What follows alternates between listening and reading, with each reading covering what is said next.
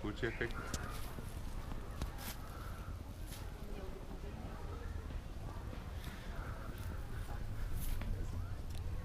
Как да дам зум по-добре,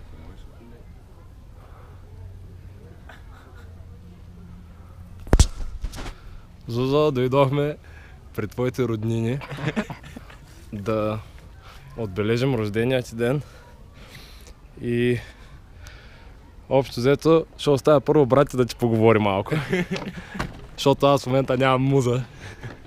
Зузо, честит рожден ден. Това е Златко.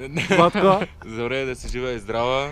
Всичко най-хубаво ти пожелавам. Любов, щастие, пари, мускули, коли. И да не се сбъдват късметите от на майките, баницата там с децата и сватбата. Рано ти е още. рано ти е, да, рано е. Прав е, рано е. И общо взето, това е. Това е. Аз, какво да ти кажа, видяхме се наскоро, видях какво представляваш. Внимай с там, пазете се, защото все пак сте в чужда държава, ако вземете да направите някоя простотия, законите са други. Много поздрави на всички твои приятели в Дания, от нас, ние тук при бухалите сме много добре. Бяхме решили да се почерпим с бира и с винце, така, защото днеска нали, тематично да се прави вино, обаче брат ти е болен.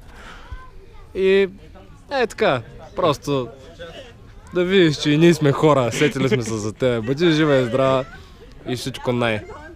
Целувки. Много поздрави на Ради. Да. Ради. На Ради много поздрави. И на Стефко също. Ти ще правиш ли поздрави на Много Ради? поздрави на Ради, да. И да внимава с на чешмитко ракията, че е много лоша. И да е повече. И майка ти е пуснала много хубаво стихотворение с нощи на стената. Щях да се разплача днес, аз бях и пинал малко. За твое здраве. Да. Последни думи.